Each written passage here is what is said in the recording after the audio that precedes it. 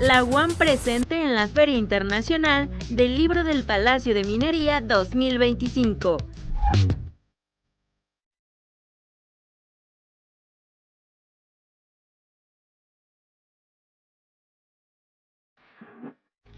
Libros UAM. Bienvenidas, bienvenidos, bienvenides a esta presentación del libro, el tomo 5 de la colección de Juventudes Sitiadas, Resistencias Afectivas, un toque académico hacia la regulación del uso lúdico del cannabis.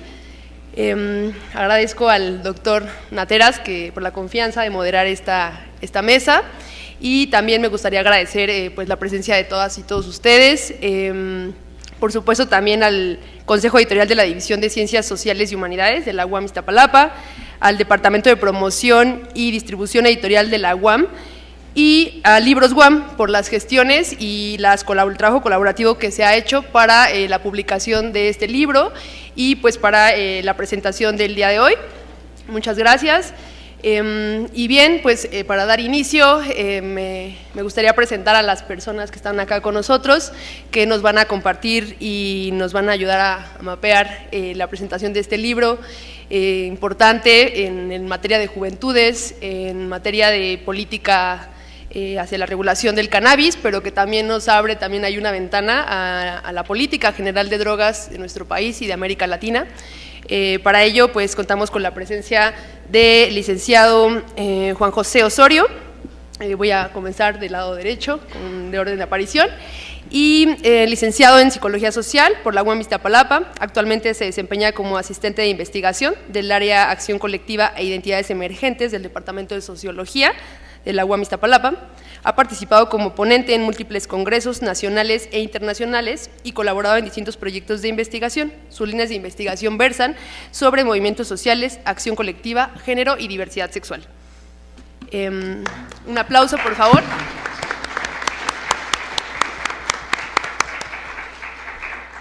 A mi lado izquierdo tengo al maestro Emanuel Ibarra Loyola, maestro en Psicología Social por la Benemérita Universidad Autónoma de Puebla. Cuenta con una licenciatura en Psicología por la Universidad Autónoma de Coahuila.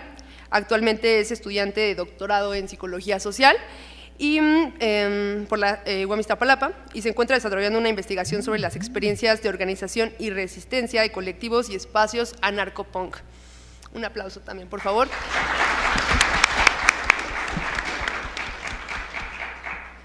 Y bien, al doctor… Sí. Al doctor Alfredo Nateras Domínguez, que es doctor y maestro en Ciencias Antropológicas por la Universidad Autónoma Metropolitana. Obtuvo el primer lugar en el concurso nacional de tesis sobre juventudes en 2011, en la categoría de tesis doctorado, realizado por el Instituto Mexicano de la Juventud. Ha publicado más de 100 artículos en revistas y libros colectivos a nivel nacional e internacional, entre los que destaca la colección de Juventudes Sitiadas y Resistencias Afectivas, del tomo 1 al tomo 5, que justo es el que hoy nos convoca acá. Y sus líneas de investigación se enmarcan en culturas e identidades juveniles, las significaciones de los cuerpos, imaginarios de las violencias y muerte, uso social de drogas y espacios de divertimento, pandillas transnacionales. Actualmente es profesor investigador de tiempo completo en la UAM Iztapalapa y miembro del Sistema Nacional de Investigadores e Investigadoras, nivel 2. Un aplauso, por favor.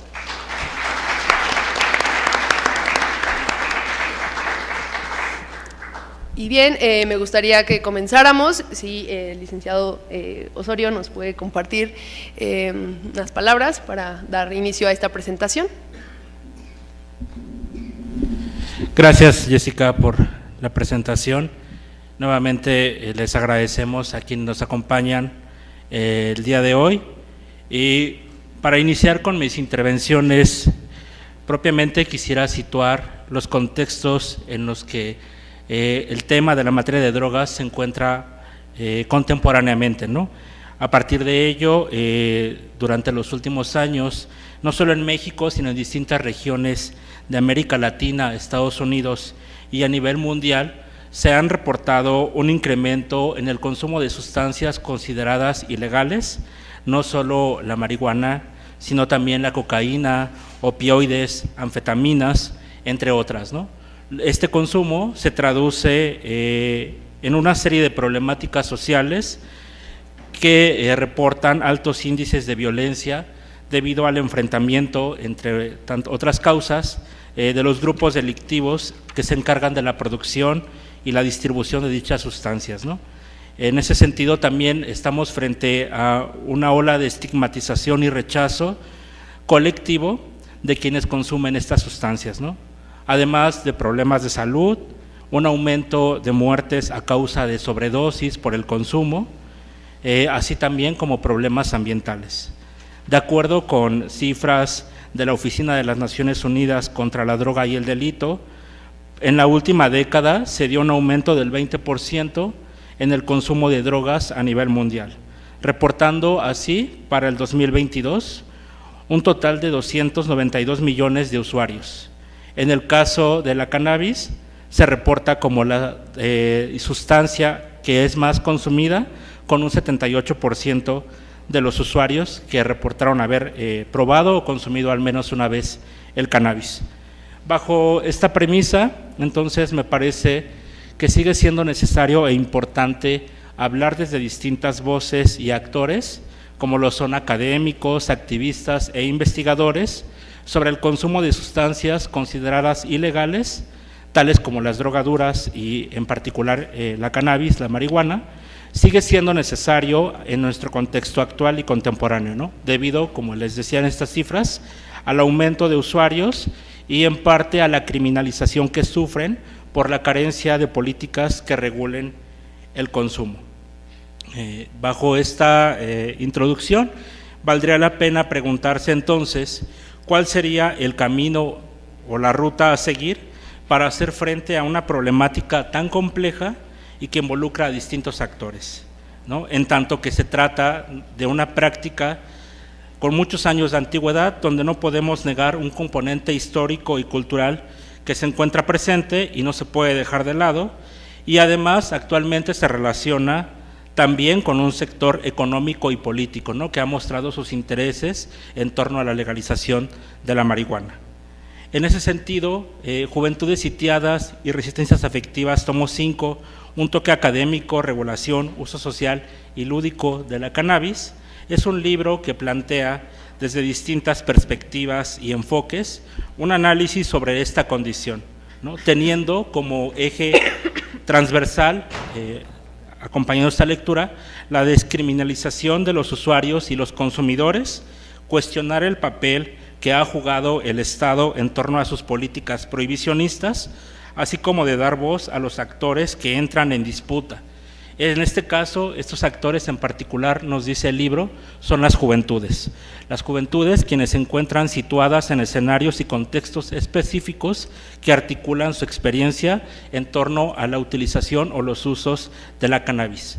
Estas experiencias pueden resultar ya sea desfavorables en términos de una persecución tanto legal como social y prácticas de riesgo, o bien en usos favorables, en tanto posibilita la construcción de un sentido de comunidad al identificarse entre todos estos usuarios como consumidores y reconocer dentro de la práctica en sí misma del uso de la cannabis un componente afectivo, social y cultural.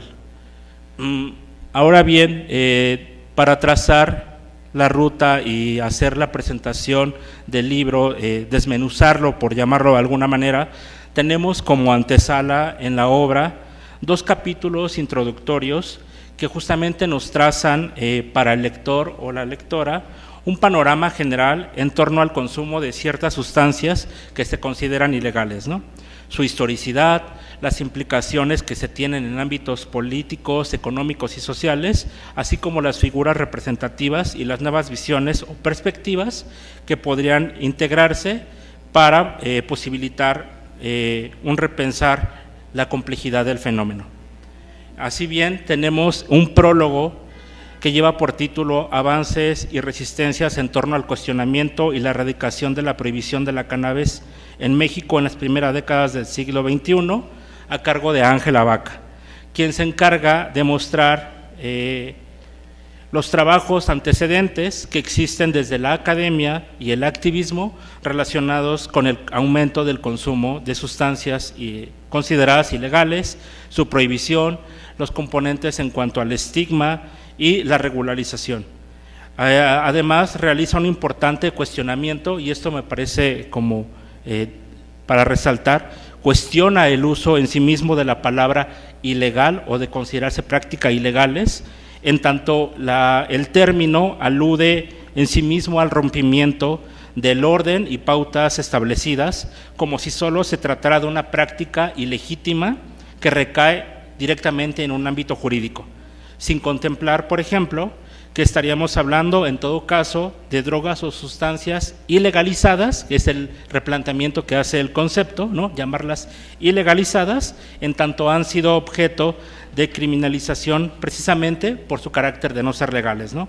Y esto también recae no solo en un ámbito jurídico, sino se traslada a un ámbito social y político.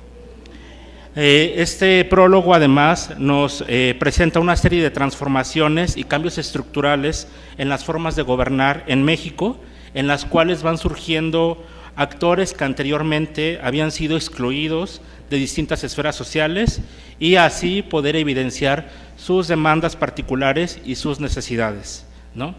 Justamente también la autora del prólogo invita o nos lleva a entender el por qué son las y los jóvenes consumidores los principales actores que se enmarcan en los debates contemporáneos sobre la legalización de la cannabis, ya que ellos padecen una doble violencia en tanto su condición de ser jóvenes y la condición de ser consumidores, ¿no?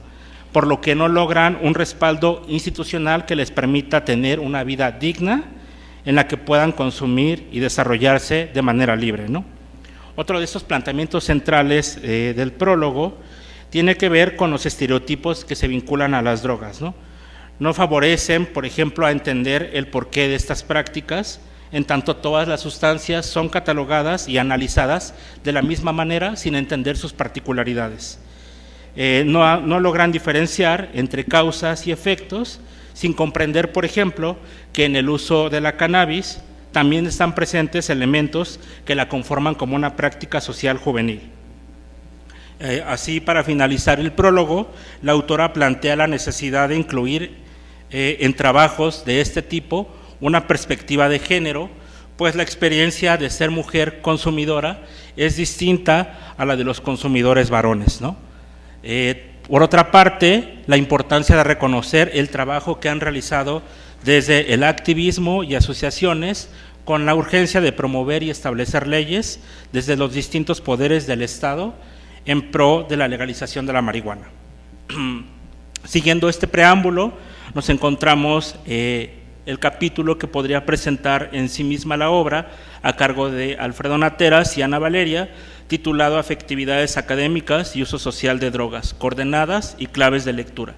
Hacen un recorrido a partir de datos estadísticos sobre las cifras del aumento de sustancias consideradas ilegales, como la marihuana, la cocaína y el crack, del cual también se habla en capítulos de esta obra, ¿no? En el caso de la marihuana, plantean, al ser la droga que más se consume en México y otros países, conviene entonces seguir abonando y discutiendo, así como mostrar desde distintas vertientes y aristas de análisis las implicaciones que se tienen respecto al uso de esta sustancia, ¿no? Enfatizando nuevamente con los jóvenes, en tanto la población que más la consume. Debemos tener en cuenta, de acuerdo a los planteamientos que realiza Domínguez y Rodríguez, que la categoría de lo juvenil alude no solo a un periodo de edad biológica determinista, sino a una edad que se construye de manera sociocultural, en la que existe más de una forma y manera de ser joven, ¿no? Y es esa misma dimensión heterogénea, nos plantean, la que se debe de tomar en cuenta para comprender los motivos, los sentidos y los significados que orientan al consumo, pues también podemos hablar de consumos diversos, tanto en su individualidad como en la colectividad. Después de estos apartados introductorios, el libro se articula en dos apartados que nos llevan a una revisión interdisciplinaria para la comprensión y el análisis del consumo de la cannabis.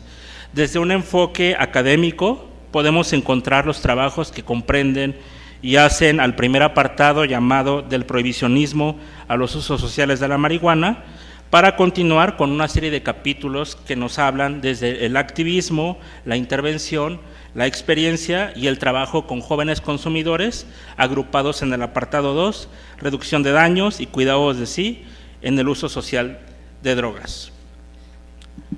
Para iniciar con este diálogo en el primer apartado, tenemos el texto de José Manuel Valenzuela, titulado Marcos prohibicionistas, dispositivos iatrogénicos en la lucha contra las drogas, quien hace una reflexión sobre el trasfondo del consumo de las drogas, enfatizando que el verdadero problema no radica en el hecho de que existan consumidores de sustancias, sino en las medidas que se han tomado desde los gobiernos de América y en particular en México para hacerle frente a dicho consumo, ¿no? Pues estas estrategias se han diseñado en función de mecanismos de control y dominio, para quienes las consumen y en específico para las y los jóvenes, ¿no? Estas estrategias de dominio se articulan a través del control del cuerpo, de la capacidad de decisión y la fuerza de trabajo.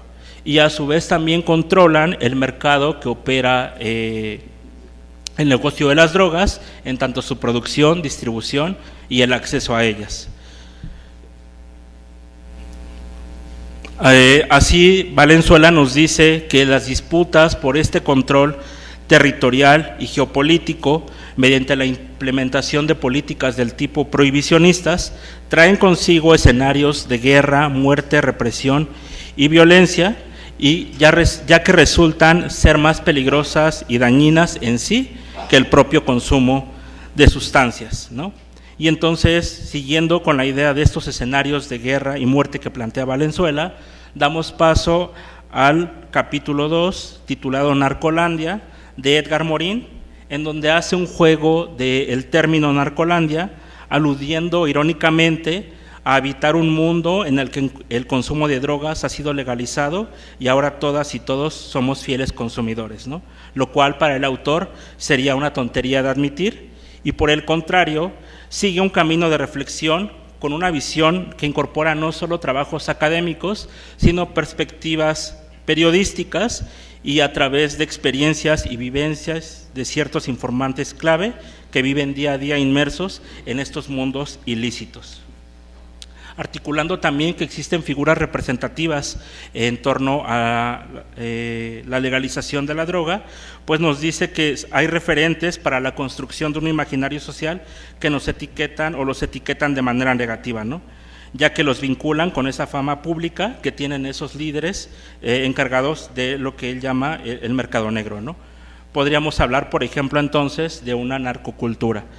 También Morin pone énfasis en la importancia que tiene la educación para hacerle frente a los fenómenos como las adicciones o el narcotráfico, incluso por encima de una regularización del mercado. Así el artículo plantea que existen otros autores que se han encargado de construir identidades colectivas, no solo hablando de una narcocultura, sino a través de industrias culturales como la música o los artistas, ¿no? Y son referentes para hablar del consumo de la marihuana como un estilo de vida. Esto les permite entonces identificarse como una contracultura. A partir de estas identificaciones juveniles, culturales, entonces damos paso al texto de Alfredo Nateras, Agrupamientos juveniles, usos sociales y consumos culturales, el caso de la Juanita, en la que el autor hace un desarrollo de cómo se articula una dimensión individual, pero siempre y primeramente colectiva, de las identidades juveniles, ¿no? Haciendo un recorrido por distintas adscripciones identitarias de los años 30 a los años 2000, las más significativas y representativas, en tanto se vinculan con las y los jóvenes y los usos o los consumos de la Juanita. Incorpora también un elemento clave para la interpretación del libro, que tiene que ver con el término uso social de drogas, en específico de la cannabis, que promueve desmontar discursos hegemónicos en torno al consumo de sustancias y entonces propone un análisis sociocultural que resignifique y contemple una mirada plural, integradora del fenómeno, aludiendo también al cuidado de sí, a un consumo informado y responsable, más que a una simple prohibición o ilegalización del consumo. en términos de un consumo orientado y responsable, que implica reconocer en los actores una capacidad activa y de agencia, entonces se plantea el texto de Héctor Joel Anaya, del Campus Universitario a las Naciones Unidas, el activismo de Students for Sensible Drug Policy en México, del 2010 a 2018, que nos da un panorama de las organizaciones juveniles que han surgido desde los activismos estudiantiles orientados a lograr cambios en las políticas relacionadas en el tema de drogas. Pues entonces son los jóvenes y estudiantes quienes se encargan de la construcción de estos nuevos movimientos sociales que surgen para hacer frente a una serie de injusticias y problemáticas que los afectan en su desarrollo biopsicosocial, ya que en muchas ocasiones son catalogados como sujetos pasivos, sin comprender que a partir del surgimiento de estos colectivos o de estas organizaciones se puede plantear y repensar los modelos tradicionales de la prohibición, la criminalización y el estigma de las juventudes por el hecho de ser consumidores de cannabis, ¿no? Y nos dice que gracias a través de estas incidencias de los movimientos estudiantiles, entonces podríamos también tener una participación en los procesos políticos y reformas gubernamentales en torno al consumo de sustancias. Para cerrar el primer apartado, entonces nos encontramos con el texto de Daniel Márquez e Imer Flores, un toque jurídico al modelo de la regulación de los diversos usos de la cannabis, precisamente continuando con la discusión en torno a las propuestas estatales y legislativas que se han presentado para el consumo legalizado de la marihuana, ya que ellos nos plantean, ha existido un sistema hegemónico de regulación que se ha encargado de construir mediáticamente y discursivamente una campaña del tipo diles no a las drogas o un mundo sin drogas es posible, además de la llamada guerra contra las drogas o guerra contra el narcotráfico, ¿no?, en países como Estados Unidos y posteriormente en México. Además señalan la importancia de reconocer nuestro pasado en términos de lo ya hecho en materia legislativa para no cometer los mismos errores en el presente y apostar por un modelo distinto que pueda reconocer el libre derecho del autoconsumo. Después de esta revisión histórica, teórica y metodológica que plantea el apartado 1, entonces se presentan una serie de trabajos agrupados en el apartado 2, que como les mencionaba al inicio, abonan a una discusión tomando en cuenta perspectivas o enfoques prácticos a través de programas preventivos y modelos de intervención social y comunitarios. Comenzando este apartado con las aportaciones de Alejandro Sánchez Guerrero y su investigación sobre la prevención de la reducción de la demanda como simulación, en la cual desde una perspectiva como investigador y servidor público, el trabajo que ha desarrollado en centros de integración juvenil, comparte algunas cifras y datos sobre los modelos preventivos y estrategias en materias de adicciones que se han desarrollado en México, ¿no?, a fin de contextualizar la situación del consumo de drogas. Estrategias, nos dice el autor, que han buscado de reducir la demanda y oferta de un mercado ilegal que se encarga de la operacionalización de dichas sustancias, pero se cuestiona al mismo tiempo la producción de estos informes en tanto que se producen en ciertos contextos particulares y excluyen todo aquello que no sea considerado oficial, ¿no? Entonces, estos informes se podrían traducir en una dimensión parcial del tema. Así, el autor, en conjunto con otras instituciones como el Consejo Nacional contra las Adicciones y la Secretaría de Salud, da un panorama actual sobre la situación del consumo de drogas y lo imperativo que es diseñar e implementar programas de intervención y contemplar políticas humanistas en pro de quienes consumen alguna sustancia. Hablando justamente de la prevención y la reducción de daños, nos encontramos con el texto de Reverdecer Colectivo hacia una regulación de cannabis por la paz, donde ponen énfasis primeramente en situar geopolíticamente dónde surgen los problemas en torno al consumo de sustancias ilegales y las políticas del tipo prohibicionista para entender su historia. Además, dan una aproximación para el estudio del fenómeno que contemple entender la experiencia articulada a través de 3 ejes, ¿no? El primero, que se tomen en cuenta el tipo de sustancia psicoactiva que se consuma, las características individuales de cada consumidor y el contexto en el que se realiza dicha práctica, ¿no?, ya que estas políticas de regulación de la cannabis no contemplan toda la dimensión de la experiencia de las y los usuarios de alguna sustancia, ¿no? En esa búsqueda de alternativas, entonces nos dice, surgen colectivos o asociaciones conformadas como Regulación por la Paz, que se pronuncian a favor de una reducción de riesgos y daños, además de promover los derechos humanos y una cultura de paz, teniendo como fondo el contexto político actual mexicano. Continuando con las narrativas colectivas e individuales, Juan Machín escribe un toque personal del prohibicionismo a la gestión de riesgos y placeres. A través de su relato comparte su experiencia propia a lo largo de su vida, en la que hace que el lector pueda sentirse identificado en varios momentos de esta narrativa, en tanto compartimos contextos similares, ¿no?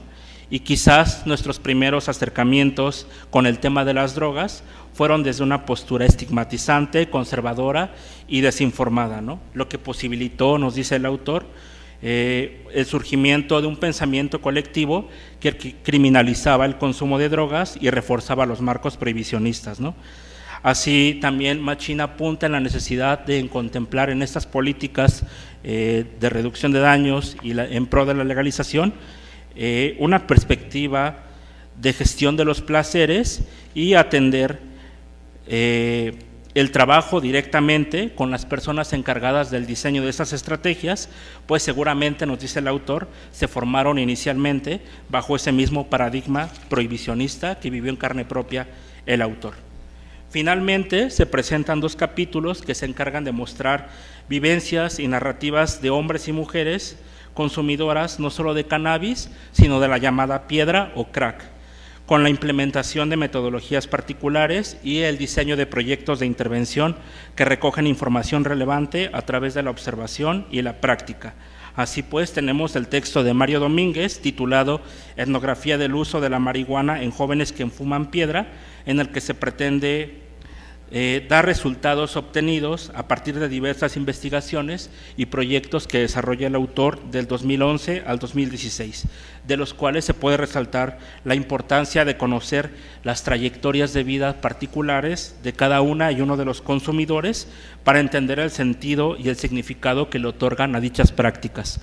Por otro lado, nos lleva a entender cómo se relaciona el consumo de una sustancia como el crack con el uso de la marihuana, y cuáles son estos rituales que entran en juego durante todo el proceso del consumo, ¿no? Desde el adquirir o el acceso a esas sustancias y el cómo se consume, ¿no? Lo que llaman la parafernalia.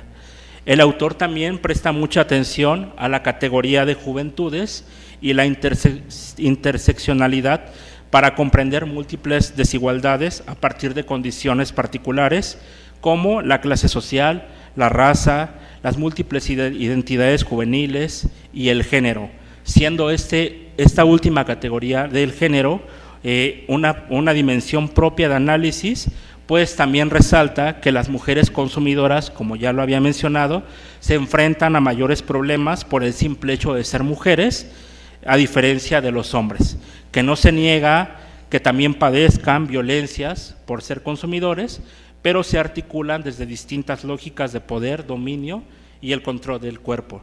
A manera de cierre, entonces, tenemos el texto de Tirando Esquina, Interviniendo Muros de Salud, proyecto piloto de reducción de daños y riesgos con usuarios de piedra en Iztapalapa, de Alice Cepeda, Abelardo Valdés y Eduardo Zafra, que siguen mostrando información relevante sobre el consumo de la piedra o el crack, situándolo en la alcaldía Iztapalapa, ubicada en la Ciudad de México, un territorio considerado además uno de los más violentos, precarios y con más comercialización de drogas, ¿no? Ahí se llevó a cabo una investigación entre Estados Unidos y México sobre las adicciones, el abuso de drogas y el diseño de programas de intervención. La apuesta entonces es llevar a la discusión jurídica y legal una intervención comunitaria directa, pues en estos últimos 2 capítulos, a partir de la experiencia del trabajo con jóvenes consumidores de drogas, ya sea el crack o el cannabis, conocen sus verdaderas necesidades que no se contemplan en la mayoría de los casos en los debates contemporáneos y las políticas públicas en torno a la despenalización del uso de la marihuana. Entonces, después de este recorrido, me parece muy bien trazado por el coordinador de la obra, que nos va llevando de la mano a través de los distintos capítulos, pasando por distintos puntos de vista y perspectivas.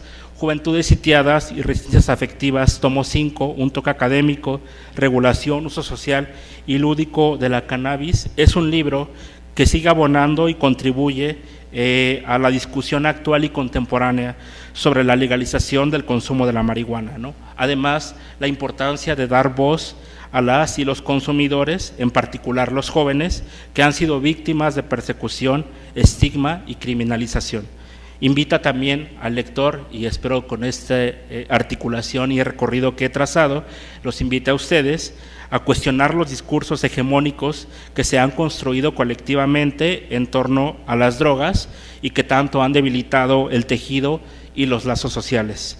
Apuesta también el libro por la creación de políticas, programas, proyectos e investigaciones que contemplen la importancia de hacer del consumo de la marihuana una práctica segura, responsable e informada, que contemple además una dimensión social y afectiva, ya que a mi parecer todas y todos merecemos siempre tener un buen viaje. Gracias por su atención.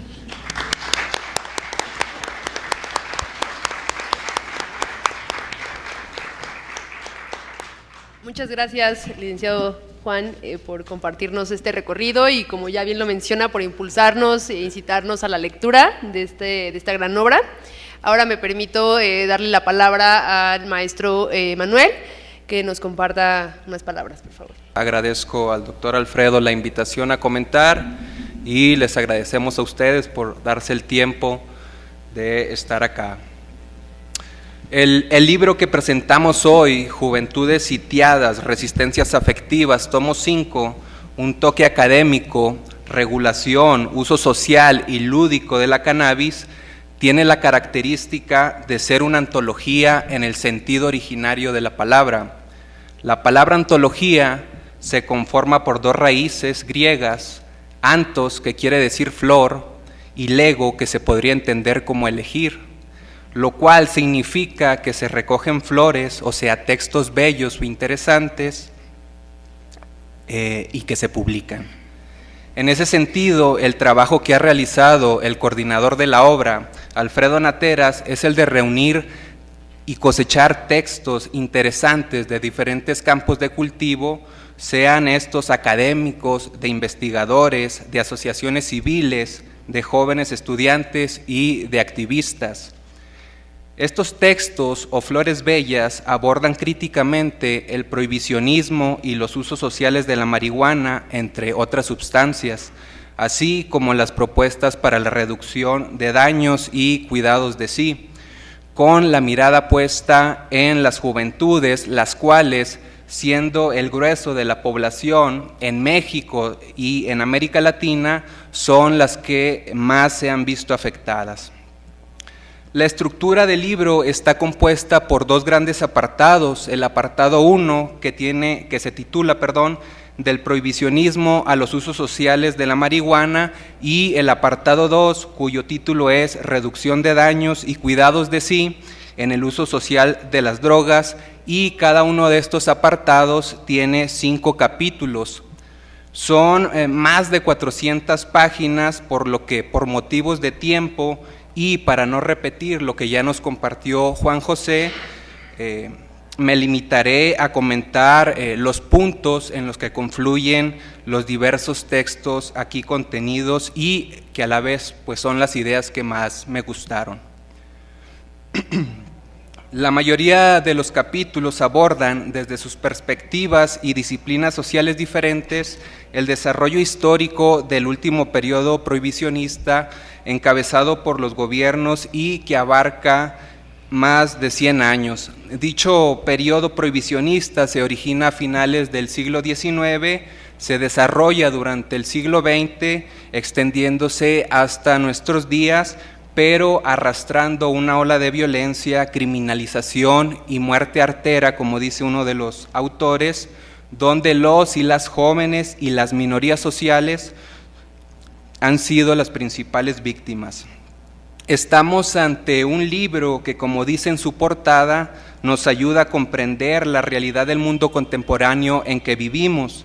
Si bien se centra en las juventudes como un fenómeno sociocultural y como las principales afectadas por las violencias, las reflexiones que acompañan a este libro no dejan fuera a los mundos adultos, y tampoco dejan fuera las realidades de las infancias.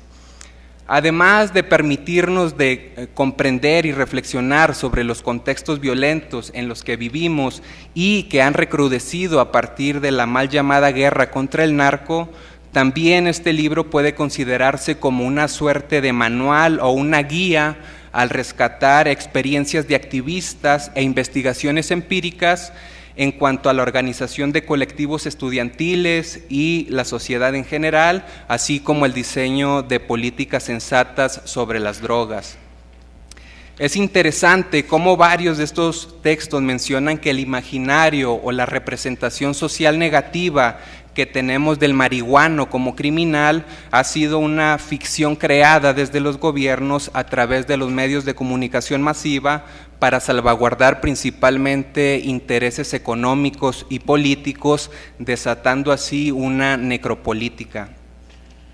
Al leer este libro, el lector o la lectora no solo conocerá la historia de la que forma parte, sino que además le permitirá situarse y reconocer la importancia de no repetir las mismas estrategias o políticas prohibicionistas que han fracasado y que lo único que han generado es la muerte de miles de personas, el encarcelamiento injusto de otras tantas miles o las miles de personas desaparecidas. Otro dato interesantísimo que se puede encontrar en la mayoría de los textos es que en 1940, aquí en México, se implementó el primer programa no punitivo o política alternativa, es decir, que se legalizó el consumo y la distribución de la marihuana. Se distribuía gratuitamente en los centros de salud, recetada por los médicos. Pero dicha política disidente duró tan solo 6 meses debido a presiones y amenazas del país vecino en el norte.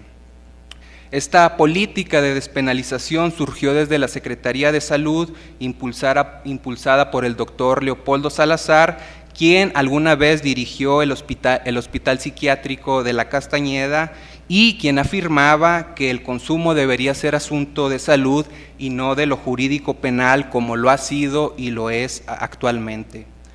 Dentro de las diversas metodologías que se pueden encontrar en los capítulos, encontramos etnografías realizadas en la Ciudad de México y el área metropolitana que describen el fracaso cultural del prohibicionismo y nos introducen al mundo del mercado ilegal a través de informantes claves, mostrando así la dimensión criminal que la prohibición y el mercado negro han creado en los últimos tiempos.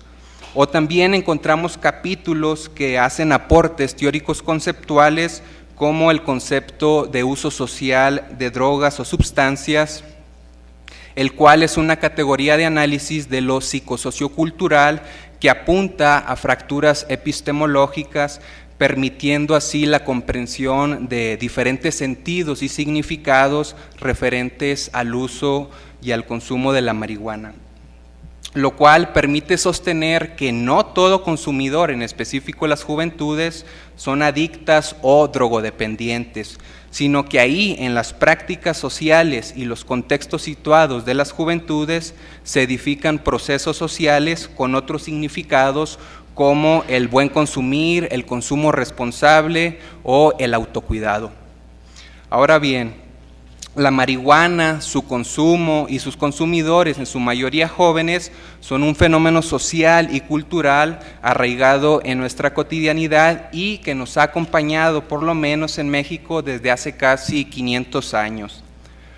Una clave para comprender y situar el tema del prohibicionismo de la marihuana que abordan los textos en este libro colectivo es ubicar el periodo actual de las políticas prohibicionistas dentro de su historia más amplia y que forzosamente implica considerar la historia de la marihuana.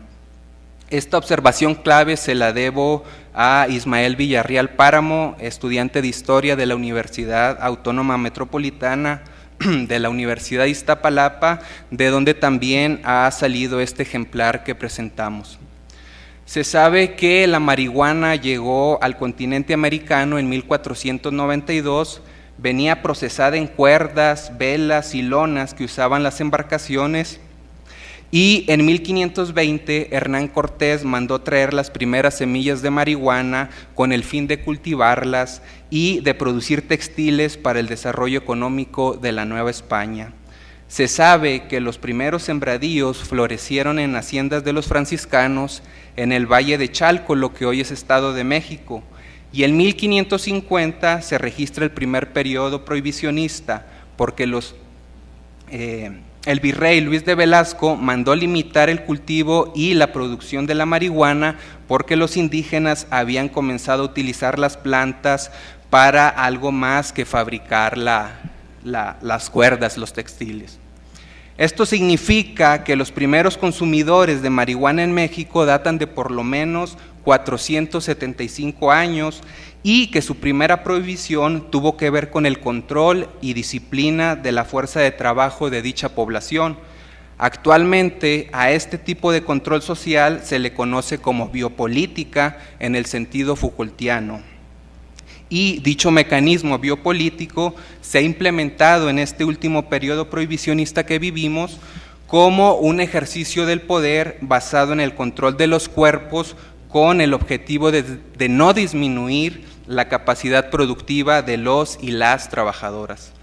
Otro de los datos centrales que abordan la mayoría de los textos son los antecedentes legislativos y judiciales que reconocen el derecho al uso personal de la marihuana con fines lúdicos y recreativos sin que los usuarios sean criminalizados ni penalizados. Por ejemplo, se cita el amparo directo civil emitido en 2019 por el Pleno de la Suprema Corte, el cual está relacionado con el derecho a la reasignación del sexo, el derecho a la identidad, así como el derecho al libre desarrollo de la personalidad. En uno de los apartados de dicho amparo se lee que los derechos fundamentales que están en juego son la dignidad humana, la igualdad, la no discriminación, el derecho a la intimidad, el derecho a la vida, el derecho a la imagen y el derecho a la salud. Además, la persona, sea quien sea, tiene derecho a elegir en forma libre y autónoma su proyecto de vida. Y esto, en teoría, suena muy bonito, pero las realidades que se describen en este libro dicen todo lo contrario. Y es que al existir la ilegalidad de las sustancias a partir de los marcos prohibicionistas, las autoridades justifican el ejercicio del poder, la violencia, la represión, la criminalización y la penalización ante estos vacíos legales. Un hecho reciente que viene a confirmar lo que las y los autores de este libro están sosteniendo reiteradamente en sus investigaciones y reflexiones respecto al fracaso de las políticas prohibicionistas es el acto de odio y transfeminicidio que aconteció la tarde de este pasado domingo 23 de febrero a tan solo unos pasos de aquí en la Alameda Central, donde dos funcionarios del gobierno de la Ciudad de México golpearon brutalmente a una joven trans que se manifestaba en la Alameda protestando ante la violencia económica. Una escena similar donde un policía de la Ciudad de México golpea con un bastón a una niña, precisamente una tarde de domingo en la misma Alameda Central, se encuentra en el mural de Diego Rivera pintado en 1942 y que lleva por título así: Sueño de una tarde dominical en la Alameda Central. Si observan el mural, esta escena la van a encontrar en la parte inferior derecha. Estos hechos implican y demuestran que a pesar de los precedentes legislativos y judiciales, como el amparo resuelto por la Suprema Corte que acabo de citar, supuestamente fundamentado en el derecho al libre desarrollo de la personalidad, el derecho a la reasignación del sexo y el derecho a la identidad, quedan como un discurso hueco y vacío ante estos hechos de represión. confirmándose nuevamente lo que se sustenta en este libro con evidencia histórica y científica, que no son las sustancias ni los consumidores un problema en sí, sino los marcos punitivos y prohibicionistas que han causado más daño que las prácticas que dicen combatir. El problema es que todos y todas quedamos vulnerables ante los marcos prohibicionistas. No importa si eres una joven trans, un hombre cis o una niña jugando el domingo en la Alameda. La realidad de la vulnerabilidad ante los marcos prohibicionistas es esa, la de la criminalización y la de la violencia de muerte. Por último, estos hechos remarcan lo que este libro subraya, ante la importancia y la urgencia de llevar a buen puerto la legalización y creación de políticas sensatas no prohibicionistas. Los datos y las experiencias que están contenidos en este espléndido libro demuestran que el primer paso para ir resolviendo dichas problemáticas de violencia, criminalización y muerte artera es la construcción de un marco legal efectivo y sensato, sensible ante las realidades que vivimos, acompañados de una ética de consumo y cuidado de sí, proponiendo a la vez el desarrollo de estrategias de intervención y reducción en todos los niveles, como se señala en los últimos capítulos, lo cual implica un gran trabajo, pero la historia ha demostrado la efectividad que tienen las políticas alternativas en cuanto a la reducción de daños y la prevención de la violencia. Y pues bueno, para cerrar el comercial, los invitamos a adquirir el libro, lo lean y sean ustedes quienes saquen sus propias conclusiones. Gracias. Muchas gracias, maestro Emanuel. Gracias por abrir la ventana a la reflexión, a la crítica y de igual manera invitarnos a esta lectura con estas citas, con estos referentes que nos comparte. Ahora le damos paso a la participación del doctor Alfredo Nateras. Por favor. Hola, ¿qué tal? Buena tarde a todos y a todas en la transición a la noche, y les agradecemos su asistencia y su disposición de tiempo y espacio para estar aquí. Saludo especialmente a mis alumnos y alumnas que espontáneamente vinieron a esta presentación.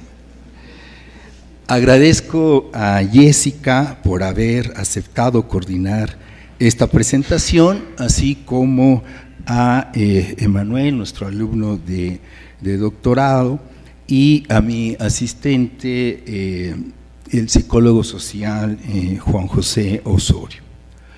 Quisiera expresar que este tomo 5 de la colección Juventudes Sitiadas y Resistencias Afectivas, un toque académico, regulación, uso social y lúdico de la cannabis, fue el que nos costó más trabajo. Es decir, fue una edición muy complicada, y en ese sentido estoy muy contento de que finalmente lo hayamos publicado. Voy en este momento a situar la idea del toque académico. No es de agrapa. Bueno, este lenguaje es muy conocido para algunos y algunas de ustedes. No es de agrapa en el sentido de que hay una parte de la academia que, digamos, es un poco demasiado académicamente correcta. Es decir, hay una parte de la academia un poco timorata. Y ya en tiempos de conservadurismo hay una parte de la academia de ultraderecha. En ese sentido, entonces, el toque académico es una apuesta en términos de un proyecto académico que convoca a varios colegas y camaradas con respecto a posicionarse o posicionarnos en relación a una de las temáticas que ha estado ahí latente, que ha estado siempre en ejes de tensión y de conflicto con respecto al uso de la marihuana. Hay una parte, por ejemplo, de los políticos que de igual manera cuidan mucho su imagen, también ligado con los funcionarios, que no se atreven en ese momento a, digámosle, apostarle a una relación más inteligente con respecto a nuestro vínculo con las drogas que ha sido ancestral. En ese sentido, por ejemplo, tenemos vivencias y experiencias desde las academias, los colegas activistas, de cómo varios funcionarios cuidan más el hecho de su imagen que preocuparse en relación a tomar una decisión. Y esto lo digo en términos de que creo que actualmente es el momento político idóneo y adecuado en relación a que ya de una vez y por todas la 4T, cada quien denomínela como desee, tome la decisión porque tiene la mayoría calificada en las cámaras de senadores y de diputados. Es el momento político para hacerlo. ¿Quiénes han detenido la cuestión de la realmente, en ese sentido, regulación y despenalización? Una parte de la bancada priista y una parte de la bancada panista. Y también una parte de los empresarios que ahora están invirtiendo dinero para la cuestión de la comercialización de la marihuana, ¿sí? Se recordarán del ranchero enamorado, ¿no? Vicente Fox, que negocia ya con respecto a la comercialización de la marihuana. Antes de dejar la presidencia, le dieron algunas concesiones en relación a el negocio con respecto a esto. De tal suerte que este libro intentamos hablar, intentamos dialogar, intentamos conversar a partir de nuestras distintas voces, de las academias, de los activistas, inclusive de los funcionarios, con las juventudes. ¿Por qué se preguntarán? Porque las juventudes, en un 80% y en el ámbito, sí, a nivel escolar universitario, son las que más consumen la marihuana. Menos ustedes jóvenes, todos los demás.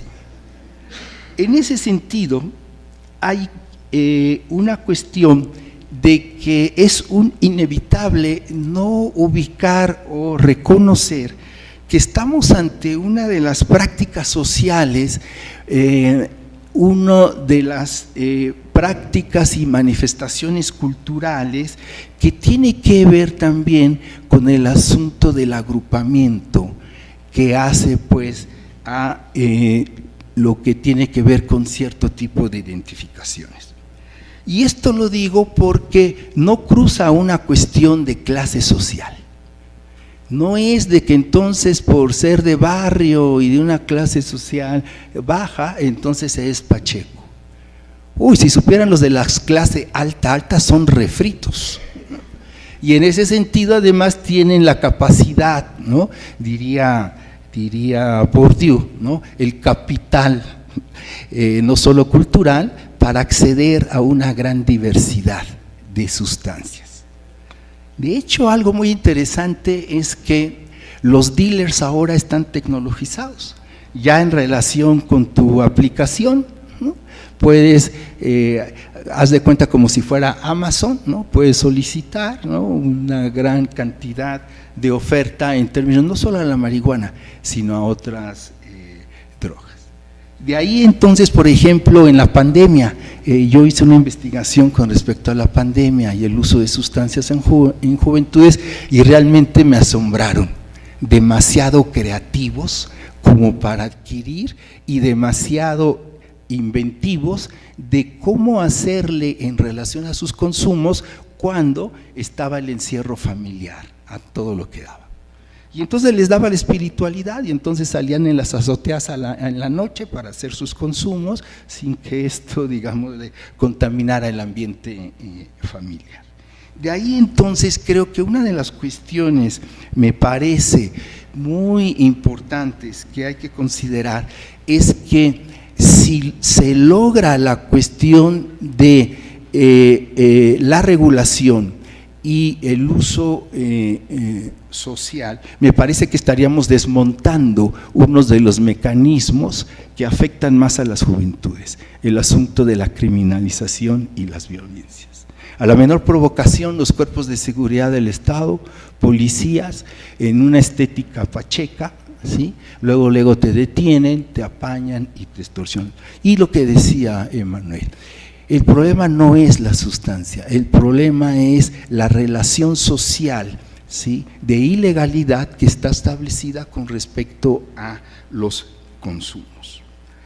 En ese sentido y demás, necesitamos justamente una relación más inteligente, una relación más sensata con respecto a la cannabis. Si como ya está en la jurisprudencia, si ayuda a la personalidad, pues jóvenes desarrollenla ampliamente en términos de un derecho humano. Es un derecho humano en relación a la decisión relativa de sí en términos de mis consumos. De ahí entonces, y con esto concluyo para ver si todavía hay un tiempo de alguna, comentario de ustedes, diría 2 o 3 cuestiones. Me acordaba de Marx, lo voy a parafrasear. Él decía: proletarios del mundo, uníos. Lo parafraseo: pachecos del país y del mundo, uníos. Y parafraseando al ZLN, también diría: un mundo con marihuana es posible, donde quepan todos ustedes, jóvenes.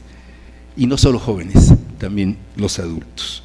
De tal suerte que entonces aprovechen su condición de estudiantes, ¿sí?, en términos de que tienen el 50% de descuento. Ahorita hablé con los libreros, ¿sí?, y los convencí de 436 pesos a 213. Ahí está. Gracias por su atención.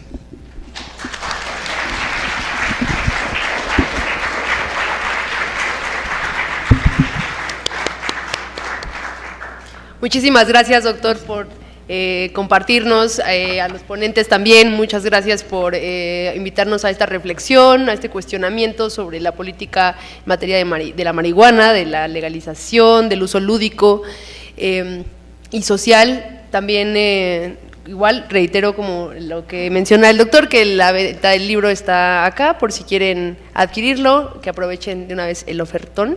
Y pues también abrimos este espacio para preguntas, comentarios, para abrir la conversación.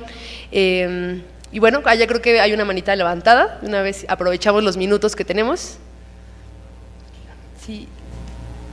Ok, hay 2 minutos para preguntas. Siempre hemos sido productores, consumidores de drogas. Sí. Desde la Primera Guerra Mundial. Okay, perfecto.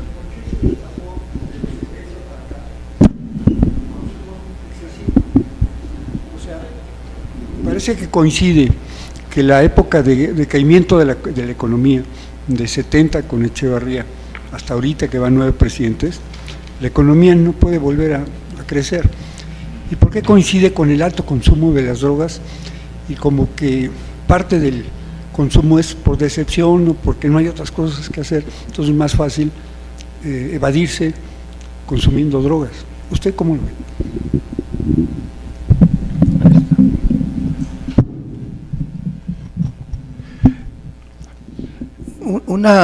Una cuestión, yo creo que el contexto es muy importante de la época, la década de los 60, 70.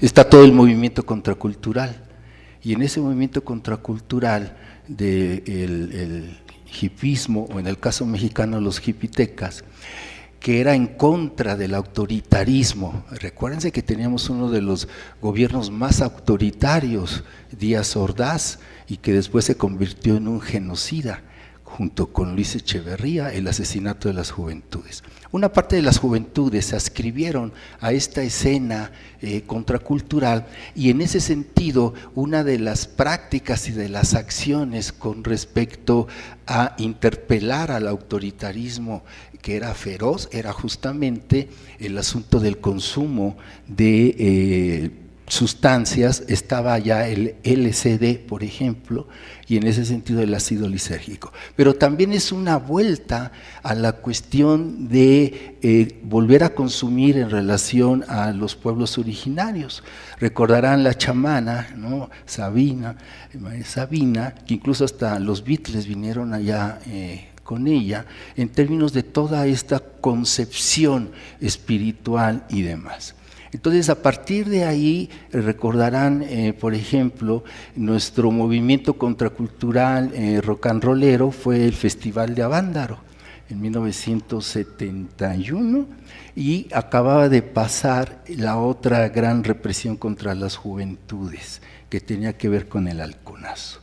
Y a partir de ahí, entonces, estas prácticas fueron criminalizadas, en relación a que los mundos adultos autoritarios nunca entendieron, porque también estaba la disputa del cuerpo que pasaba por la sexualidad. Acuérdense que allá había aparecido la cuestión de la píldora. Entonces ya no era tener relaciones sexuales para reproducir la familia o bajo los cánones religiosos en términos de los hijos que Dios te dé. Y entonces en ese sentido la píldora hace para que entonces el uso del cuerpo de estas juventudes en relación a disfrutar la sexualidad tenía que ver también con las drogas, en términos de que hay una parte lúdica de ellas. Simplemente termino diciendo que actualmente, ¿sí? Acuérdense que Richard Nixon declara la guerra, ¿no?, contra las drogas, e impone una política que ha sido un fracaso, porque las drogas ilegales es el gran negocio de las economías, en este caso norteamericanas, y todo el dinero en términos de las drogas, ¿sí?, está en los bancos de Nueva York. Gracias por su pregunta y creo que ya nos tenemos que ir.